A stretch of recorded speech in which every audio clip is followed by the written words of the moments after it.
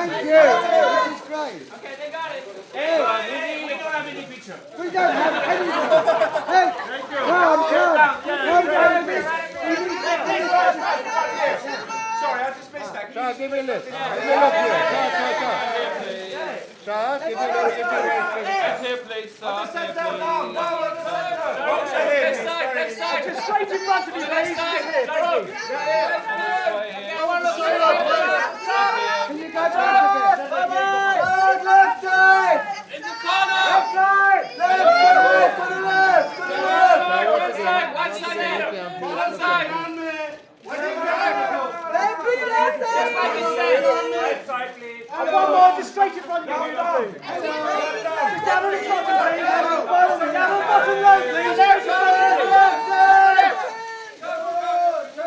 Left side. Left side. Right to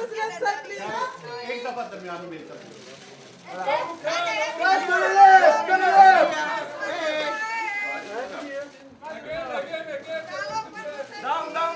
Down.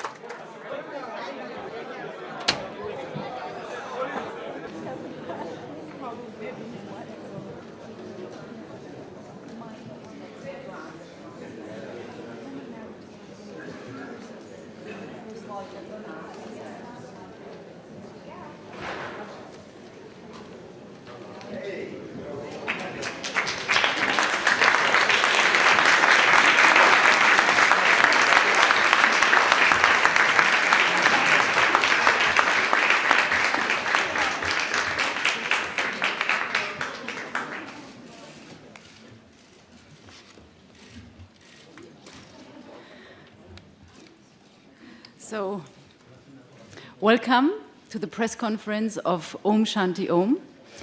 We are very happy to have with us here Shahrukh Khan and Kishore Lula. He's the CEO and chairman of Eros International, the world distributor of Om Shanti Om.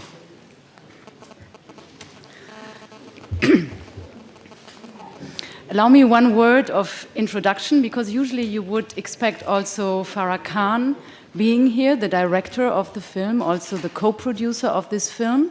She's not here because she is about to deliver her first child today, tomorrow, day after, so she couldn't come. But we wanted to wish her all the best from this astonishing event here in Berlin.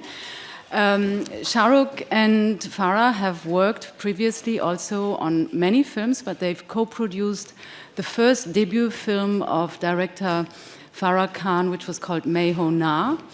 That film was very successful on the box office, and despite it was a debut film, Farah Khan was not an unknown person to the world of Bollywood. Everyone, and especially everyone behind the scene, would have known her as the most in-demand choreographer.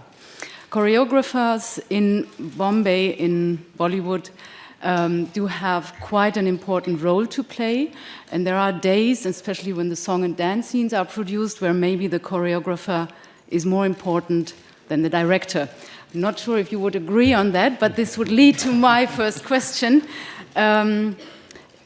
Your film very much is a tribute to Bollywood. We see in the first part of the film how it was in the olden days, in the 70s. Second half, it's the Bollywood of today. And my first question to you would be, do you think very, very much has changed, and how has it changed in Bollywood? First, to everyone at Berlinale, thank you very much for having us over. It's really nice. Thank you very much.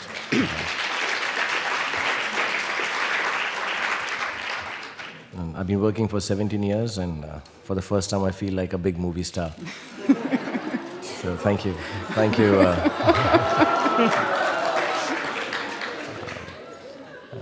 No, that's because they said you could wear anything and come. That's like really starry, so you could wear a jacket and come. So. Actually, I was born in '65 and grown up watching films by the age of when I was 10 years old. So there's a deep impression on my mind and Farah's, who incidentally is not having one baby, she's having 3 babies. So that's more of a reason she could not be here. But we were always impressed by the kind of colors. So whenever I've traveled in the West, I have noticed that there is a kind of there is a preconceived notion what Indian cinema or Bollywood is like. It's a lot of colors. It's a little loud. It is okay, little louder than loud. Okay, a little more loud. But that's the kind of people I would like. I won't make a generic statement, but I would say that's the kind of people Indians are. We do express ourselves a little loudly. We get angry louder. We cry louder. We laugh louder. So it sort of showcases the kind of culture, perhaps also the emotions that Indians are, the way they express it. We are also from a world, at least till the share market, results came out last 2-3 months. We were amongst the developing nations. Now we are not. Suddenly we are the happening nation and the happening economy. But movies do form a very integral part of our life, entertainment. As a matter of fact, movies are considered the only form of entertainment in our country. So all of us, including Farah, myself, we've grown up watching movies. There are a lot of issues people talk about, how movie stars behave all around the world. We wanted to take a look at it a little tongue-in-cheek, make fun of ourselves, be a little self-deprecating, and hope that everyone, whatever they feel Indian movies are like, we want them to know, yes, they're like exactly like this, and we are very proud of it. We are a little disorganized, we are a little over-emotional, we are a little demented, we are a little wrong, we are a little foolish, but what is beautiful is that makes us real. So we wanted to make an over-the-top movie, which is very theater-like, but showcase all the kind of elements in movie making in a fun way. So whether it was the 70s, which is the first part of Om Shanti Om, or the second, where the movie star is very spoiled, unlike me, who has an attitude and he likes booze, women, and goes late for shooting, and which I also do actually. So we just wanted to have fun doing it. Not much has changed. I think at the end of it all, nothing changes in movie making all around the world. We just want to tell nice stories which we feel are part of our lives. So I don't think much has changed in the 70s or the times of today. I just like to believe the heroes are better looking now. So, but the whole idea of Om Shanti Om was to present to the Western world, plus back home, sort of, okay, you believe in Indian movies to be like this? Yes, they're like this, and it's happy to be like that. Thank you very much. Questions? Please wait for the microphone. It's coming. My name is Marco Rapetian, editor of the film magazine Spirit, The Smile and the Storm. First, it's nice to see you here in Berlin, Mr. Shahrukh Khan.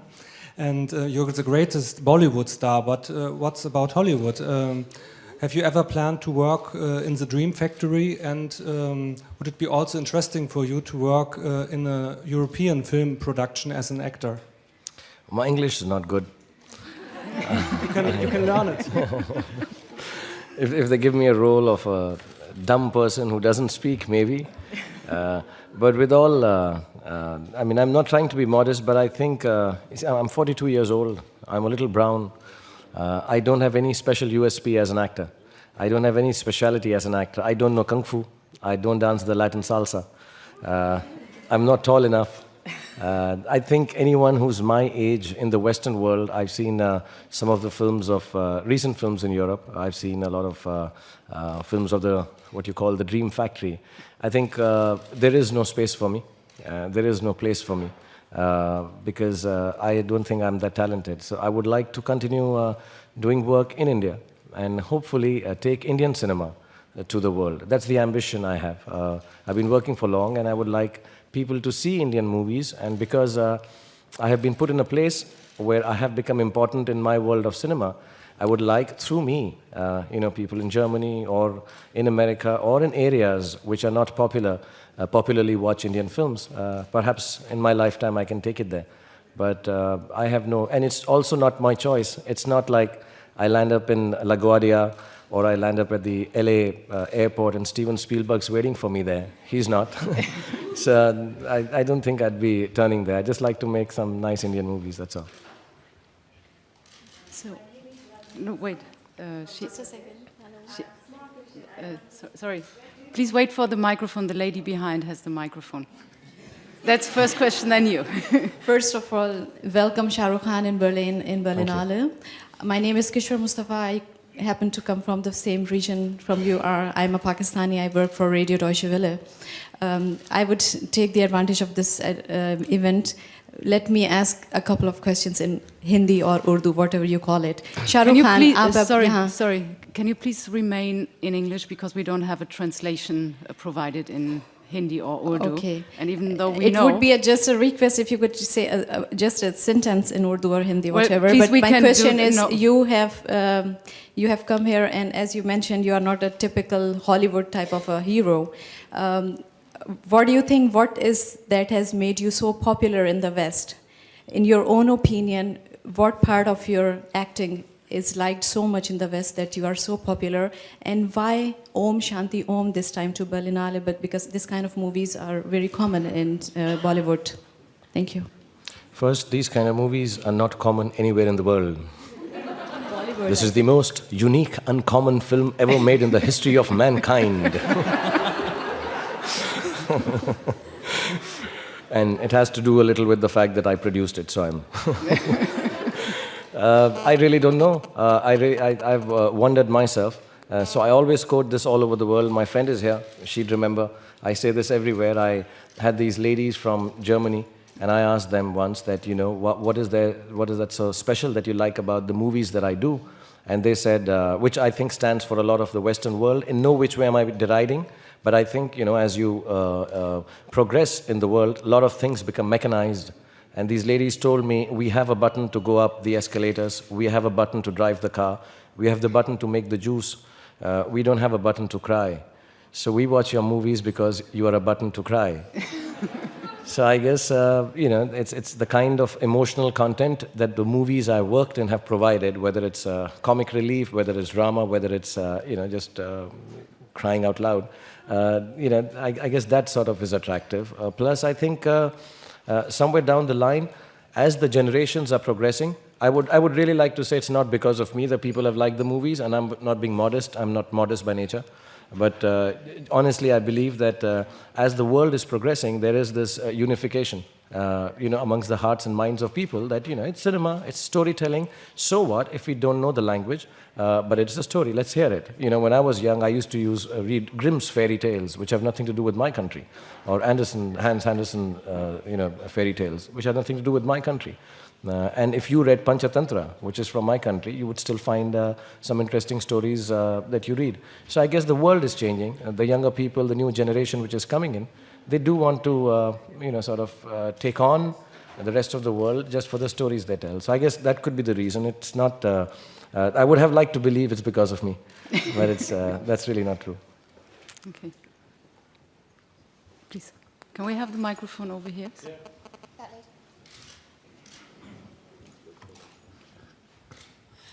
Welcome to Berlin. Nice to have you here. I would like to turn that question around. Can you introduce yourself? My name is Monica Jones, also happens to be Deutsche Welle, but this time DWTV, so there's a slight difference there. Okay. When I interviewed you just a couple of weeks ago in Mumbai over Christmas, you said that you were really looking forward to meeting your German friends and fans here. Now the question is, how do your German fans compare to those 3.6 billion others around the world? How would you describe them? What kind of reception did you get here in Berlin? So because I'm in Berlin, I would say 3.6 billion one side, and the German fans one side. They are much, much, much better. What is really what intrigues me and makes me feel, I think really, I was telling Kishore when we were driving down, and the gentleman who moves with me, Yasin, He said it's so shocking that, a country like, Germany, where we never expect, see, when we're talking about UK, we know a lot of Asians are there. Even France, there are a lot of Asians there. So you naturally accept the fact that, okay, some Asians have popularized Indian movies there. But when I think of a nation like Germany, it is really shocking, and it's very humbling, and it's very touching, because I was at the airport, and I tried to talk back to some of the ladies who had come there, and tell them that, are you coming to watch the movie, or are you coming for the red carpet? And they wouldn't understand what I'm saying, and they just kept looking at me, and I was like, they don't understand what I'm saying, but they like me, which is. So I realized maybe they like me because they don't understand what I say. But it was really wonderful. It's very, very, very humbling, to come here and meet people. I'd also like to add that, on movies, like I said, in India, are really looked up to, and you're given a demigod kind of status in India. And on weekends, I have a lot of people standing outside my house to see me, and I do meet at least 20, 30 people from Germany. And just to let everyone know, I invite them specially into the house and take pictures with them, because I'm very touched by this. I'm immensely. I still don't believe it. I was just telling inside when we were chatting, they said that in 18 minutes or 20 minutes, all the tickets were sold out. I said maybe everybody got the name of the film wrong. But it's really touching. It's very, very humbling when I see people from Germany liking the movies that I do. Okay. Over there. So, my name is Nazmunnesa. And you have a microphone finally. Yeah, finally. And I write for newspaper in Bangladesh, India, and also in New York, some widely circulated Bengali newspaper. I wanted to ask you, do you think through your movie you can bring India close to Europe or Europe close to India? Is it a sign of a globalization? Or because last year in the festival, some girls were asking me, who are your fan, how old are you? I said, he's more than 40. And they don't believe it. He says, no, don't tell me that. Any girl you meet who's 18, tell them I'm 24. Any girl you meet who's over 35, please tell them I'm 42. Okay, just thank to you. That's what it said. But I don't think I can play. I heard an interview of Mr. Brad Pitt once, and he was asked a very important political question. And he says, I'm 40 years old, and I'm a man, and I wear makeup and go to work. You don't ask me important things of the world. I mean, it doesn't work.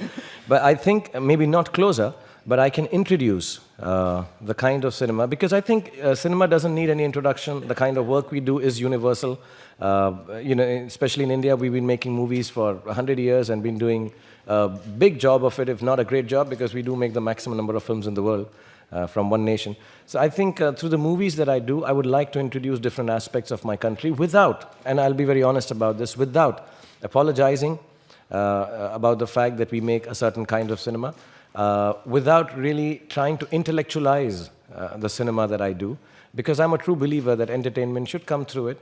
And sometimes I know it does disturb a lot of people, the kind of films I promote, not because they are controversial, but because they are so, for a lot of people, not so cerebral. And I think that's what makes the film nice, if it's not cerebral and still gets you to think a little, or gets to know about a different culture and country. So I think I may be someone who could be, I don't know if I can bind Europe and the Eastern side together through the cinema. It's too big a work for a 42-year-old man who wears makeup to work. But I would like to believe that at the end of my career, I'll be able to introduce a lot of the kind of stories we tell in the East to the rest of the world also. Okay. Back there, this gentleman. My question is to Dorothy. You were trying to get him several years, from at least 10 years. As far as I know. She's made many passes at me. Okay, sorry. And now he is here. How do you feel that? I'm very happy. Okay, there's another question is to Shahrukh. My name is Dawood Ibrahim. And in your country, there is the political problems. And you're not belonging to any political parties, but sometimes we do know that is, just your remarks is it's not favorable to this party and that party, whatever it is, the Congress party, and whatever it is, Balthakare, or whatever it is, Shiv Sena or BJP.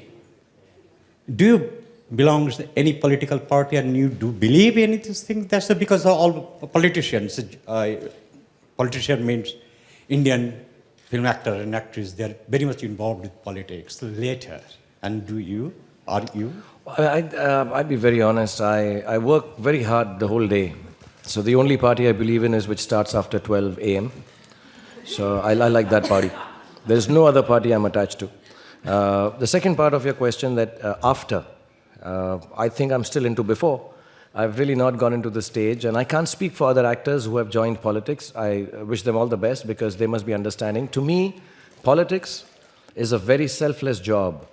It is something that you do to run a nation, a city, or a country, or a state. And to be really honest and upfront, a lot of people don't like me saying it the way I say it, but I'm just a small-time mere actor. I'm not so important. I'm not so selfless. Actors are supposed to be narcissistic, self-centered guys who just love themselves. I'm not so self-centered, but I don't think I'm selfless enough to be able to make a viewpoint that would make a country or a state run. So I find myself really small when somebody tells me, would you be a part of politics? And I'm like, no, it's not because I deride it. It's because I'm not good enough to be a politician. I think politicians need to be really smart, really selfless, a lot of hard work, and I'm just happy being an actor. So I really, it's like somebody asking me now that, would you become an astronaut? I'm not good enough to be an astronaut. I don't think, I have a political viewpoint, but that ends at my doorstep, because any political viewpoint I have, longer than one day, my wife beats me up for having it. So I have no say in the house also after 24 hours. You must be having the same problem at home, I'm sure. So, I really don't have a huge political join-in with anyone. Somebody there has a microphone. Hello, hi, Charlie Masters from The Hollywood Reporter. I'd be interested to hear your opinion as well on this question, Mr. Kishore. What do you think is the significance of your film having such a prestigious slot in the Berlinale? I think two important things for us. One, it gives us the opening for the Indian cinema in Germany. Shanti Om, I think, is the perfect launch for a commercial Bollywood cinema in Germany. We're going to have a full release on the 6th of March of the German version of Shanti Om, with about 40 to 50 prints in this country. I think it will open up the market to Europe, and it will give more recognition to the Indian cinema in Europe. Okay. Yeah. Shahrukh एक छोटा सा हिंदी में आपको No, Berlin में please, Germany में excuse me, can you please speak in English? Otherwise, we cannot share. I'm sorry, because... Okay, my name is Anwar Jamal. I'm from Deutsche Welle Radio Hindi Service. And Shahrukh, you have told that Germany has given you a lot of fan following. There are so many people you have met today. I seen you outside also. What you are going to give Germany, especially at this special occasion when your film Om Shanti Om has been special screened for this program. अगर बहुत मेहरबानी होगी एक line भी हिंदी में बोल दें please. Please, can you speak? Can you translate for us? I would really request to say at least one line in Hindi. Okay. in the middle of my answer. Okay.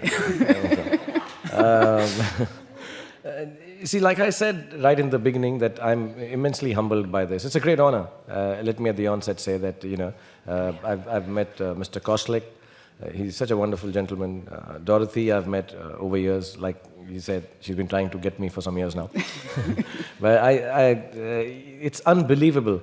At home or in my heart, I may feel I'm a big movie star who's been working for a lot of years. But when you get involved in something as prestigious, as honorable, and as wonderful as the Berlin Film Festival, in whatever capacity, even if they were not, there was a point when I could not come because I was busy shooting a film. And I explained to her that I would love to come down and just be around to get a feel of how cinema is tutored, taught, learned, spread in Berlin. It's just amazingly humbling. And if you say, what would I do back? I wish I could do a German film. I wish I could. I would die for the Berlin Film Festival. I would, anything else. Yes, I'll speak in Hindi also. Don't worry. What I want to say. So I'll tell you what I'm going to say to him in Hindi. I'm going to say I'm very happy to be here, And I'm really thrilled that this opportunity has come the way of Om Shanti Om, which is a very important film for me and my director. मुझे बहुत खुशी है कि मैं यहाँ पर आया हूँ और ओम शांति ओम फिल्म के साथ आया हूँ और आपकी हिंदी न्यूज़ सर्विस के लिए बहुत बहुत मुबारकबाद हो. Hello, my name is Cameron. I am from Turkish Press. It's a pleasure for me to meet you here. I like your movies, but my wife, she loves your movies. And I have a question for you, 2 questions. Is it possible for you to work here in Berlin and make a movie with a German film production together? Or yeah. And the second question is, how are you thinking about your success? The first question, yes, I would love to come down here and do a film. I don't know if I can participate. See, again, it's not my choice. I'm sure the Berlin Film Festival has been really nice to me, but when the directors in Germany look at my films, and they're like, this guy, why have they got him here? But I would love to. I think we are planning a film, and I'll speak to Dorothy and the production team here, we plan to shoot an Indian film here. And of course, we Indians are a little strange. We go abroad and we only want to do the action scenes in European countries.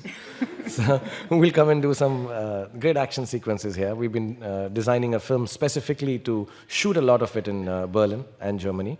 I think recently they shot a film here also.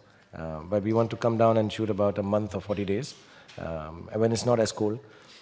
Maybe it's warmer. And the second part is I never thought I'd be so successful. I have never taken my success as something which is permanent.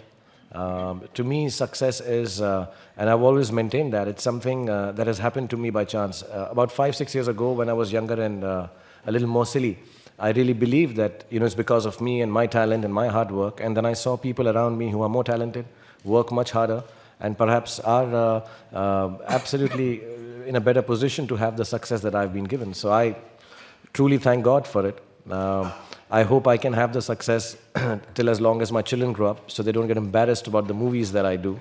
And, I can keep on making them happy. So I want to dedicate the rest of my years in making children happy, actually. Not only mine, others also. And truly, I've never thought of, I was again in Kishore, and I'm like, driving in a big car, in a big plane, and, we go to some of the most beautiful, exotic places of the world. I'm invited, and everyone treats me with a lot of love and care. At immigration, they're nice to me. They don't, they don't frisk me. So I'm completely shocked that why am I successful. So because of that, I become humbler every year, and I hope I can do stuff for the kids. Also because I think kids are future investment. When they grow up, they'll watch my films and I'll be a star for a longer time. So I don't know, I don't think of myself as successful. I think it's given to me by some other reason, and I just will hold it carefully for that reason. Okay, the lady here. Hi, Shahrukh. I'm Mala from the Norwegian newspaper Aftenposten. As you might know, you have a lot of fans in Norway. Your age came up, and I was wondering, I'm going to pop the body question, because in India lately and in Bollywood films, there's been a lot of focus on muscles and fitness. And in Om Shanti Om, while watching it, I thought, oh my God, they got to him too. So, any views on that? No, they keep on telling me that I'm getting older, so I thought I got to them too. I thought I got to the younger guys and showed them. I used to tell everyone when I was, a lot of people used to turn around and look at me and say, you do films. I've done a lot of romantic films where I'm really nice to ladies who don't go for my body, go for my mind. But they would say, you don't have muscles. And then my son grew older, and one day he said, you look very weak. You look flabby, Papa.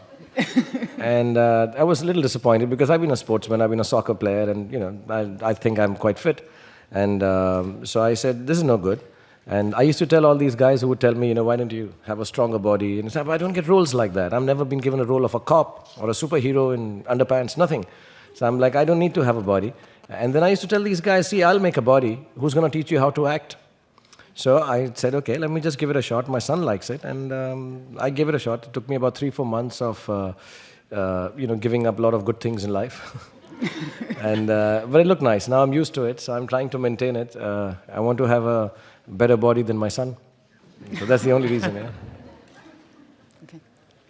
Hi Shahrukh, nice to meet you here and welcome to Germany. I'm not from the Deutsche Welle, I'm from Frankfurter Allgemeine Zeitung. My name is Fatma Sagir, and I would like to ask just 1 or 2 questions. First of all, in Germany, the impression or the image of Hindi films is mostly associated with being very kitschy. And could you tell something about this image? And the other point is, do you think European filmmakers could learn or can learn, or what can they learn from Hindi cinema? Well, yes, I mean, yeah, the cinema is a little kitschy. I mean, there's no denying that. But depends on the kind of films you're watching. There are some unkitschy films also, which are more, I won't say they're more serious, but they deal with subjects which are more realistic. Like I said, the reason for it being like this is we have a very big country in terms of landmass, and even bigger in terms of the different cultures and languages that are spoken in the country. And as I also explained right in the beginning, there is no other mode of entertainment. We don't have great skiing, bowling alleys, multiplexes have just come in. We don't have a huge amount of entertaining venues open to people. Either it is too expensive, or people just cannot have access to it for reasons of geography. So, movies form a very, very integral part. So when I make a movie, I don't make it just for me, or I don't make it for a niche audience who understands or wants cinema of a certain kind, which is issue-based. I have to cater to the 80-year-old grandmom at home. I have to cater to some people who are completely illiterate, unfortunately, in my country still. And I have to cater to the richest man in the world from India. So it has to be in that one supposedly 90-minute film. I quickly make it 3 hours first, so that everyone gets catered to. But in that one film, I'm able to reach out to everyone, so everyone has some value for money. So, you do tend to do a lot of things in our films, which as an actor also, or as a producer, I'm like, look, this is too kitschy, we should not get into this, we got to make it a little more real, tone it down, but then you say, no, it's for everyone. So it becomes... there are people in my country who forego a meal to go and watch a film, which is still unfortunate and very, very sad thing to say, but it happens. So when people are going to do that, my films have to be for the masses. So there is a certain parameter that I need to follow. I do. There are a lot of other people who make niche and great cinema, wonderful cinema. The second part, can I say anything to the European or the German filmmakers? I would just say, I think as cinema has gone ahead in technology, the cinema is or on the brink of getting eaten up by technology. I love Spider-Man, I love Superman, I love Batman, I love all the space age films, but sometimes I find nothing else beyond the special effect in a film. And I think it's very easy to suddenly start saying, okay, this will be handled by green screening. I think one needs to start looking inwards towards some special. See, stories might be the same, but new ways of narrating them. And I think because we are so raw in the East, we have just been exposed to the world cinema, maybe our stories would be interesting to take on and use the technology that is in the Western world and have a mix like that. But I can't give advice how to make better films. I think the Europeans make the most wonderful films in the world. Okay, I think we have time for one last question. The gentleman over there, please. Standing? Standing? Well, he was, I think he was before you, the one sitting next to you. Sorry. Yeah, I'm from the French news agency. I wanted to follow up on some of the questions you've been asked already about Om Shanti Om looks back to the 70s and the Hindi cinema. Then what's changed with the current cinema is the production values are obviously much better. But as you said, some of the basic elements of Hindi cinema, perhaps the melodrama, the storytelling, the song and dance have remained. How do you see it in 30 years' time in the future?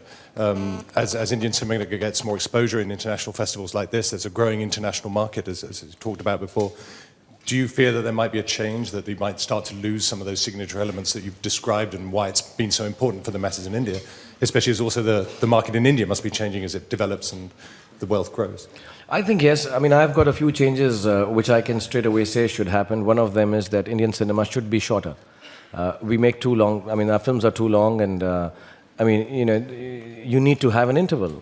I find that a bit distracting, to be really honest, because, when you want people to come back, unless a film desires it, like a Titanic, which is a big, huge film, but every film cannot be 3 hours long. I have started making an effort, at least in my films, to start keeping them to 2 hours, 2 hours, 20 minutes.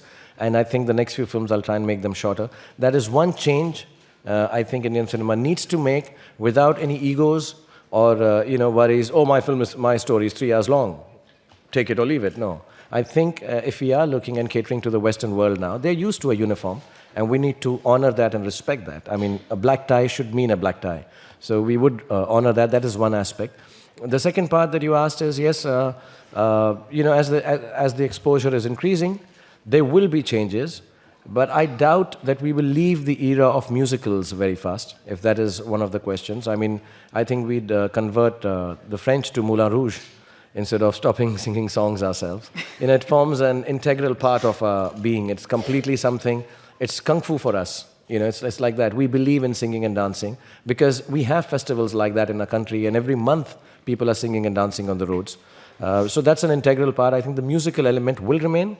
Maybe it will get put in with more reason and become more reasonable itself. Like in Swades, I don't know if you've seen a film like that. You guys call it Swades. It's Swades, which means own country. Where the music comes in the background more often, or there is a festival or a function going on where somebody sings in a mic. The third change that would happen is technology will come in. India will offer a huge market to the Western films. I think that is the biggest change. You'll be surprised to know that ours is the only nation where Western films don't do well. They just don't do well. So we've tried to dub them, we've tried to change them, but there is this huge attachment to the kind of cinema that India makes. So I think that is going to change, and we will sort of want everyone to be educated in our country to accept the Western cinema also, Hollywood cinema also. I think these few changes will make the films shorter, a little logically musical, and I guess we'll still wear the bell-bottoms. We like them. So this is up to me now to say thank you very, very much, Shahrukh Khan, Kishore Lula. Thank you all for being here, and enjoy the rest of the day. Thank you. Thank you. Thank you very much. Thank you.